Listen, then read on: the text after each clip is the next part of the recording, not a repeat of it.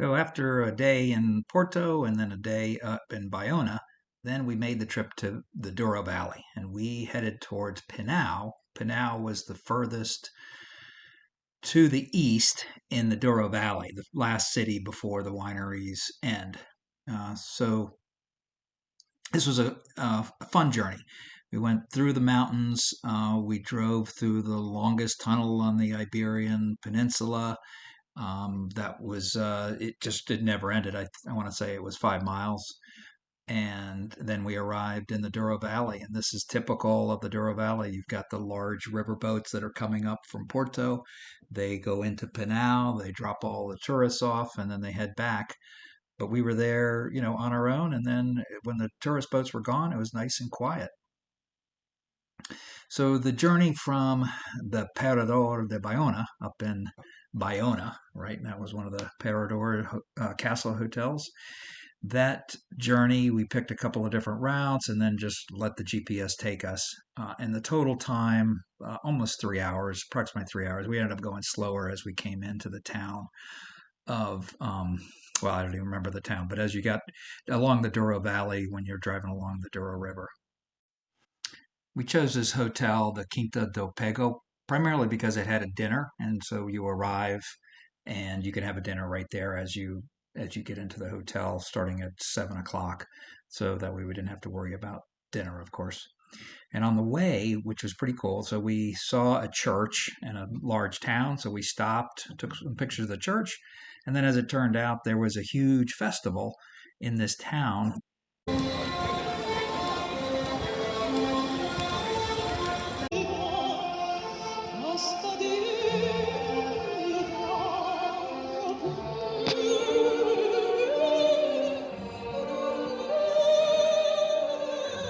Then under this wide expanse of tents, they had thousands of vendors selling all kinds of things. So we bought some socks and little trinkets, and then continued on our way. Now, as we came into the Douro Valley, what was interesting is there was a bike race, and we didn't stop to watch to see how it was being done, but it blocked a lot of the roads, so that slowed us down a little bit. But very cool. And that goes on at all times. And there's another one of those cruise ships that's just passing by. This is the typical road as you're going along the Douro River. It's wide enough. So this is the Quinta Do Pego hotel that we selected. And this is Lynn and I at the entrance just before you go up the hill. And this hotel has 10 rooms, and it's close enough to town, to Pinhao, where you could take taxis back and forth. We had the car, so we were going to drive back and forth into Pinhao or to the wineries or to wherever we were going for lunch and dinner. And it has a beautiful setting. So you're overlooking the Douro Valley, you're up a little ways, and as you go up the river, that direction that we're looking, actually now the reverse, then you're headed towards Pinhao. And that again, like I said, it was the end of the Douro Valley. So this is the furthest up the river that you go with the wineries. I'm sure they'll be built further out. So we got settled, parked the car, and then walked up to our room. Met with Erica. Erica is the hostess, and the restaurant attendee takes care of everything. And we went up and had a glass of port from the room, and then Erica poured 3 wines for a wine tasting. And after that, we just sat and overlooked the river. So here's our room at Quinta Do Pego. This is room number 3, and we have just a beautiful little walkway as you go back out here. These doors open up to this patio, and it's just us. And then you overlook kind of the open area, eating area at some point, or just to sit and have breakfast. And then walking down over that way. So you had that parking lot's right down here, parking garage is down there, and then the rest is pool around the corner. Just have this wonderful view sitting out here on the smaller chairs. I think we arrived around 1 or 2, so it was past time to grab some lunch somewhere. So then we just went up to the pool, sat at the pool for the afternoon, had some snacks that they brought up to us, had a couple glasses of wine. I got in the pool and I swam a lap or two. It was a little chilly, but yeah, my stroke is still hanging in there. Now, with the hotel, what you do is you pay for the room, and then by 5 o'clock, you want to let them know if you're eating dinner. And they have a three-course meal. And so you're sitting in the dining room overlooking the river. Beautiful setting. So there I am. I sat down. We decided we'd take the night just like normal, have the first meal right there without having to travel anywhere. Len selected the salmon, and I selected the Iberico sausage that was in barbecue sauce and cooked all day. It was delicious, and there was the group.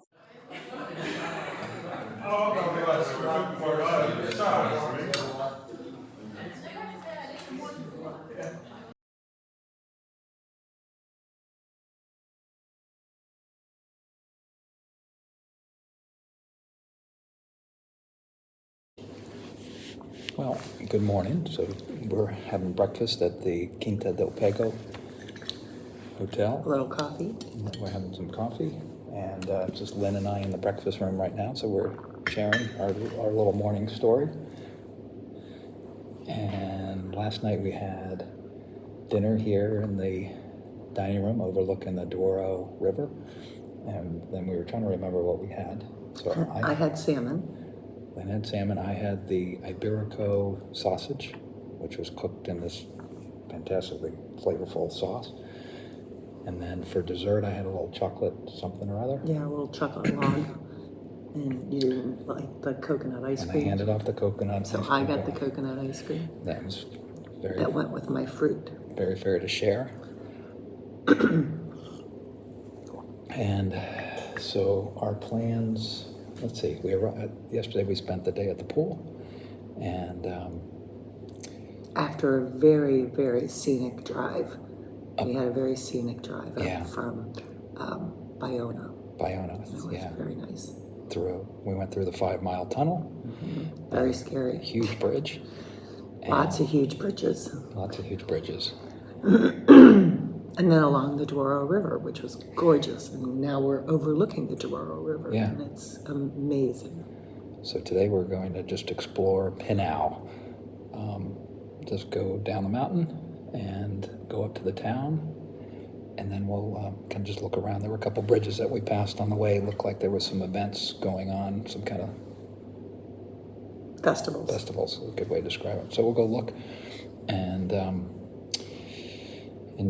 come back here and then probably spend the rest of the afternoon by the pool. Yes. The breakfast buffet was really delicious. So that started our day. And this was our kind of a random day for us on exploring. So we didn't have anything planned. So we were going to try to go to the Seixo by Vasco. It's up at Sandeman Winery. Huge place. And but we couldn't get into we couldn't make a reservation for lunch. So we skipped that. And then these are the other places we stopped in. Quinta do Pego, which is Symington. And then we crossed the river, went to Quinta das Carvalhas, and I'll go through a few of these in more detail as we go along. We went to Quinta de la Rosa, just across the river, and then we drove for a little while. So we just worked our way along that, looking to see if we could find an open winery. They were all closed, and I think it was Sunday we were there. And so we just drove just to see what was out there, and then stopped and took some pictures, and then turned around and headed back. So our first stop was Sandeman, and that was just up the road. So leaving the hotel, you drive up to the top of this, and this is fairly large. There are bus tours that come in, and folks are dropped off for wine tasting, and it's designed to handle 150, 200 people or more, and the view is spectacular. So then we went back down, drove through Pinhao to the other side, and there was a winery called Quinta de la Rosa. They also needed a scheduled wine tasting, so we didn't sign up. And instead, we just walked over to their restaurant. That was their suggestion, and they had a wine tasting right there at the table. So this was about 11:30, so we're just starting our day. So they had uh, a tasting that we could try quickly just by sitting down. So we had 4 wines there, and then we had just a little bit of an appetizer. And the wines were all very good, 2 whites and 2 reds. This was at the very end of our little excursion on the other side of the river, and we were looking across to the hotel, Quinta Do Pego. So we're up on a little hill on the opposite side of Pinhao, and opposite of our hotel, Quinta Do Pego, which way over there. I don't know if that comes across, but that's it right there. A little, right? Yeah, that's it, because it's got the winding driveway. And so we just went to Quinta de la Rosa, and Lynn had a wine flight. I tasted it. Had 2 whites, 2 reds, a little tinto, and I'm gonna not be able to say these grapes right, but there was a Pinhao and anyhow, we're gonna have to look them up. Not really tart flavored wines. The reds, I say that I wouldn't go out and buy them. The whites were $11 to $20, something like that, and they weren't really strong. They were like a light.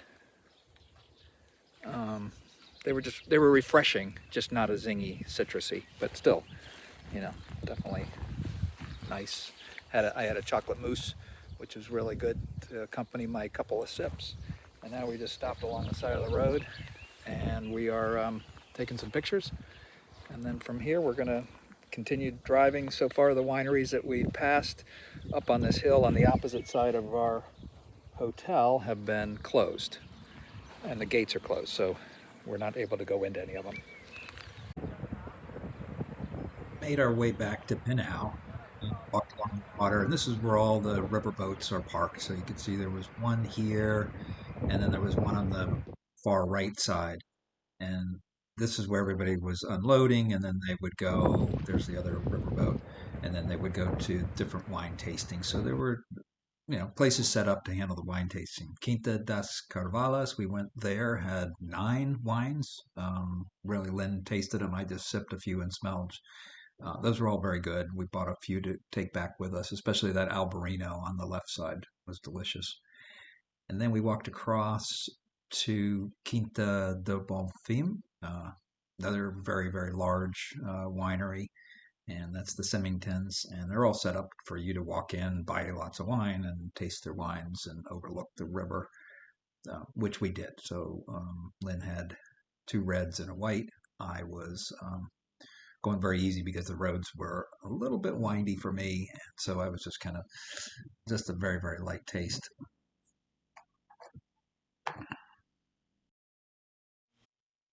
So if you arrive by train, these are the murals that you'll see. This is the tile work at the train station, and it's I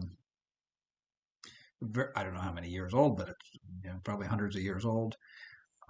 This was a little bit further down the river. We went from the Quinta do Pego, we went to this Marina Foz do Tarvona, which is a wine bar. It has one of those wine pouring machines and beer pouring machines, and you just put your credit card in.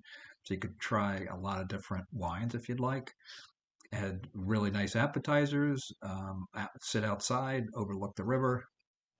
We arrived just as a busload was packing up and getting ready to go. So by the time we actually sat down outside, the bus was fully loaded and gone. And so it was just us and another couple. I bet they slow down because it's a potential rockfall area.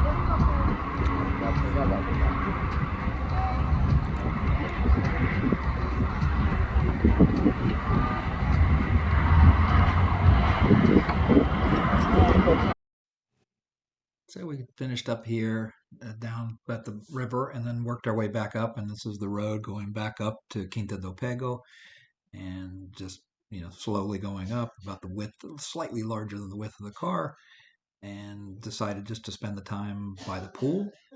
And we went and grabbed one of our bottles of wine and then just kind of walked around the facility, and just stayed outside. It was just Len and I. So this is the Quinta Do Pego Grand Reserva, the Douro DOP. I think it was about 30 euros. And so we had that bottle of wine overlooking the river, and then met this little cat that came out and wanted lots of scratches.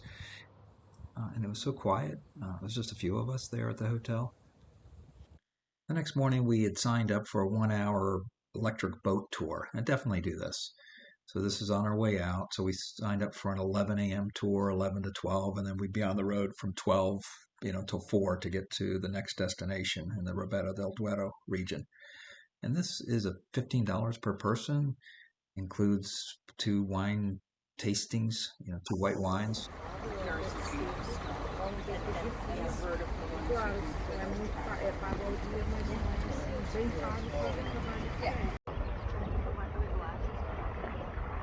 Acredita que tem que ser esse, todo esse trabalho é feito à mão, tanto na vindima, na colheita das uvas, quanto na colheita das azeitonas.